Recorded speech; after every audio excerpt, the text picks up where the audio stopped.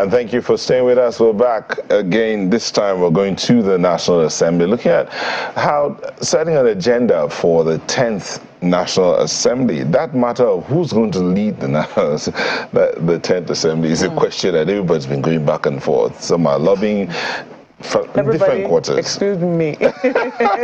Okay, but then we have Dr. Ernesto Becker here to help us understand setting an agenda for the 10th Assembly. He is an associate professor, Department of Political Science, University of Abuja. Thank you for coming. Thank you very much for having me. So we'll just go straight in. The elections have come, they're done.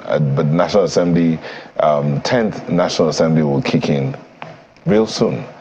If you want to look at the way it is, there are some newbies that have come in. Some new political parties have walked into the National Assembly, albeit on the platform of the people's mandate. What would you say the National Assembly in the 10th will be looking like? Well, as you rightly said, it will be an assembly of greenhorns, largely, so to say. Greenhorns, not that you are having people falling from the blues, no, but people who don't have legislative experience and background, because out of the about 425 or 26 seats declared so far, we're having about 306 new members in both chambers of the National Assembly, with about 43 seats left to go. And so it's an assembly that will be made up of greenhorns. And of course, we know that what means. It means that there will be capacity gaps. It means that there will be some period of learning. It means that we'll be losing the experiences of the old members who didn't make it back, to the assembly. It equally means that we'll be losing a lot of resources we had invested in those new members that are not returning to the assembly. It equally means that we'll be budgeting more money for the capacity development of these new members. Of course, you have to expose them to parliamentary practices and procedures. You have to expose them to the various issues, as far as legislation is concerned. So it is an assembly that will be made up of about 70% new members. In the Senate, for instance, we have only about 28 senators returning as at the last count. About 73 are going to be new senators. And so it is an assembly that will be in the learning process for quite a while. In the learning process, wouldn't there be room to have new ideas as well? Of course. I mean, even in the Senate, you have 70 out of 100, a little over 100 being new. Yes. We'll be seeing new ideas on how to handle it. Of course, you will have new ideas about how to handle things, but you can't substitute that for experience. Globally, in parliamentary practices and tradition, experience counts so much, and that is why in some climes it is almost like a career. A legislator is almost legislation is almost a career thing, and so experience is very, very key in legislative issues. And our own case is even made worse because of the fact that we don't invest so much on building the capacities of legislative staff who are the institutional memory of the legislature. And so we'll be having, yes, you have new ideas, but that experience matters so much as far as, legislation is concerned. Okay, let me quickly ask you this. I mean, for a number of Nigerians or those watching you, all they've heard you say is how much we've lost in terms of capacity and resources invested. First, we have to ask if Nigerians appreciate these things during an electioneering process. Oftentimes, there is a discontent with how the National Assembly is run, and whether you also think that there's anything that's gained. My colleague talked about new ideas, but some people will also say that perhaps passion might also be some, because those the greenhorns, as you've described them, might also be coming in with a different level of passion. Maybe new ideas might not exactly get them very far, but at least the little that they're able to pursue, perhaps they might be able to pursue with some passion. Would you agree with that? Yes, of course there will be some passion, especially given that, okay, there was a lot of interest in the election. We saw new political parties, coming on board, and the assembly, the 10th assembly, will be the most diverse as far as party representation is concerned, because we'll be having about 7 or 8 political parties in the assembly, and so that passion will be there. The passion, to bring on board the new ideas that we have talked about. Of course, all of that will be there. And then again, also, while we talk about the high rate of return, we also know that it is a demonstration of that democratic spirit in Nigerians, that Nigerians are determining and deciding who will represent them, who will speak on their behalf. And so as a member of the parliament or as an elected public officer, you no longer take it for granted that the people will always, send you back to your position. And so if you do not perform as a representative, as a legislator, as a senator, as a member of House of Representatives, or the State House of Assembly, for instance, the people will always be there, to take back their mandate and hand it over to whoever they believe, will better discharge that responsibility. Yes, there will be that passion. Yeah, but so while that might be an issue, I mean, while, underperformance, at least the people's perception of your performance might be one of the issues, do you also think that the Nigerian public understands sufficiently how the National Assembly works for them to be able to appreciate what it might mean, the role of experience in sending back a legislator over and over again? I give you an instance. In some states, they have a rotational thing in communities or in local governments. It was the turn of this local government the last time, it's the turn of this local government the next time. Those sort of dynamics that come to play in terms of trying to give balance. Do you think that we understand sufficiently the importance of experience? I'm not saying that, it's all of them that have, the experience or have, pulled their weight in the National Assembly. But for those who do you think that there is sufficient understanding of the role that these kinds of things come to play? Okay, I think, we say every politics is local. And so these rotational issues, go a long way to determine who goes to the National Assembly and who doesn't get to the National Assembly. But again, there are so many other factors that are responsible for the high, the turnover rates at the National Assembly. You talk about the influence of party leaders, you talk about the influence of governors. Of course, these days we know that the Senate, for instance, is almost becoming a retiring home of governors, and so incumbent senators may not return if you have a governor who is interested in your seat. And so those factors are there.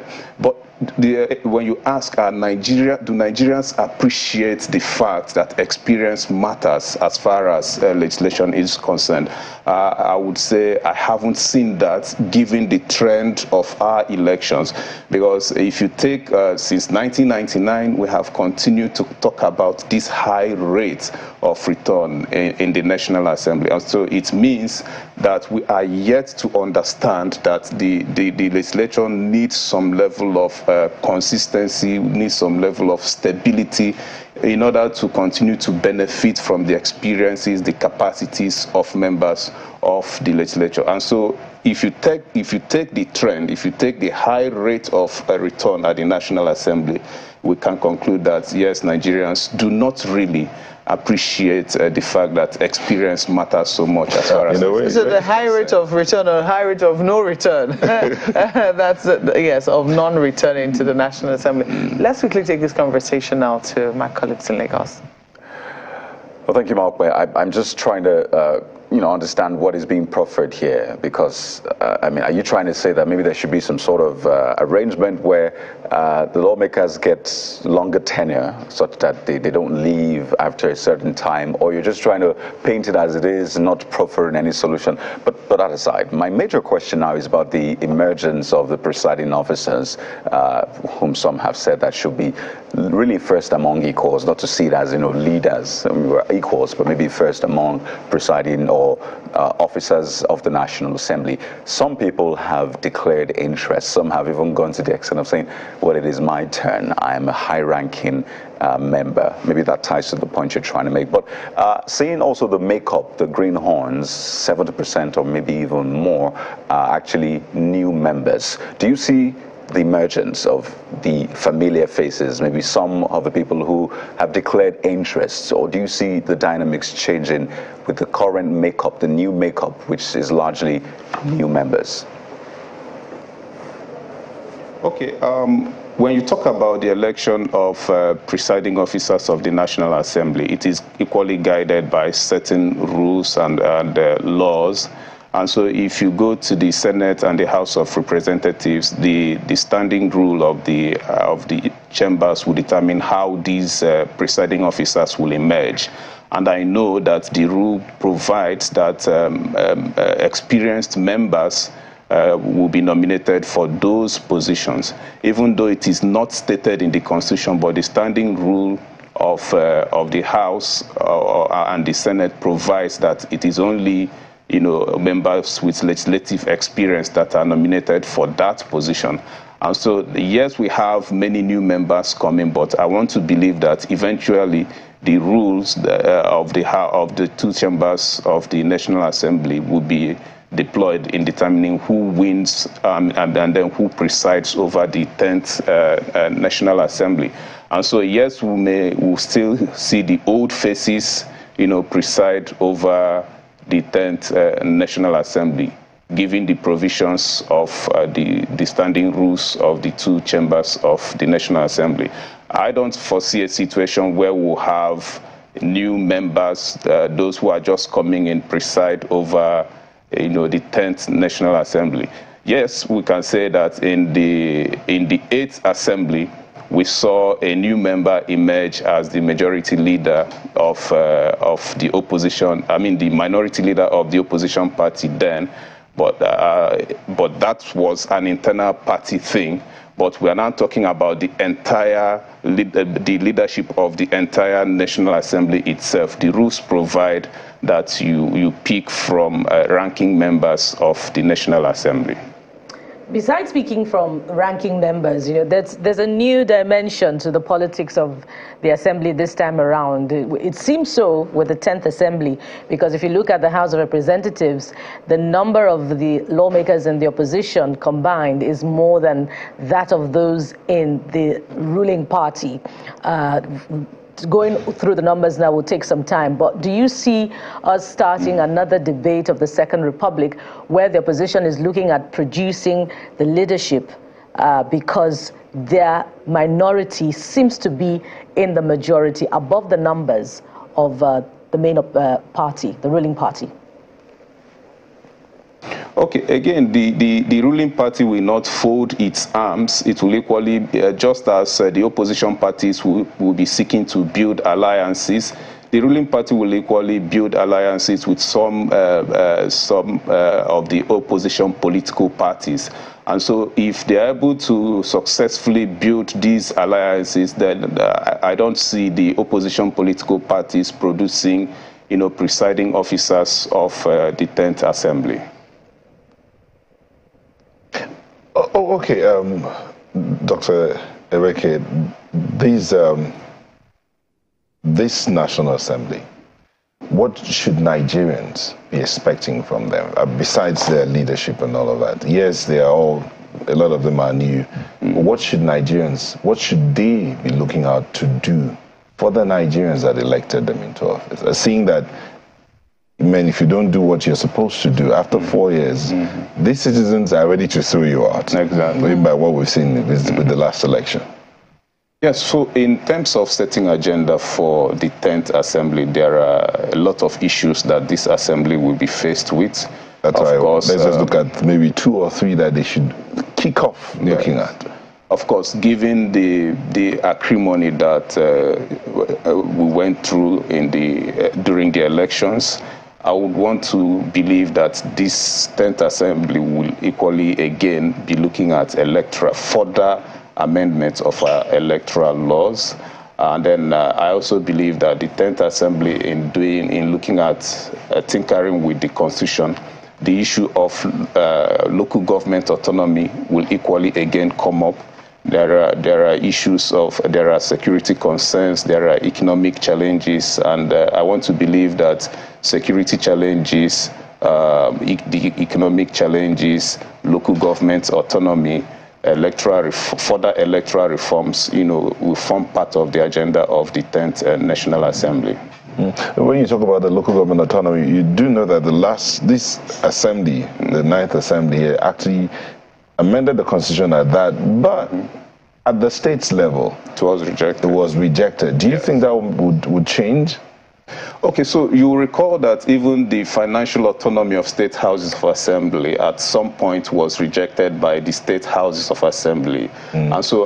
But now that has passed through, and so I equally believe that if we continue to push, if we continue to urge the states, to pass it, it will scale through. Now, the problem with the local government autonomy passing through is the challenge we have with governors who want to continue to preside over the issues of local government. They want to continue to control the funds of local government, and that is why these things don't pass through, at the state level.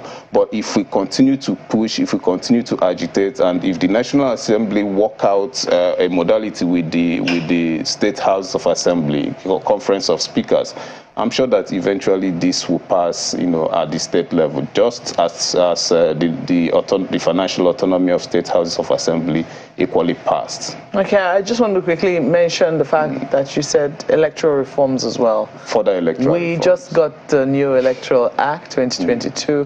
What exactly will you be looking to see in terms of further electoral reforms? Okay, fine. It is not really what I would be expecting, what I would want to see in further electoral reforms. But given the challenges, given the acrimony that trailed, the recently concluded elections, I want to believe that electoral reforms will form part of the agenda of the 10th National Assembly. I mean, civil society organizations will come with requests. We'll have election observers will come with, requests. We'll have even the international development partners who equally monitored these elections. They will come up with their reports, and in their reports, they will make certain recommendations requesting for further electoral reform. So I want to believe that the 10th Assembly will most likely consider electoral reforms as part of their agenda, the legislative agenda. Thank you very much, Dr. Ernesto Becker. Thank you for coming in this morning, and thank you for your thoughts that you shared with us today. Dr. Ernesto Becker is an associate professor, Department of Political Science from the University of Abuja. Thank you. Thank you very much. Sunrise Daily will be back in a moment. Do stay with us.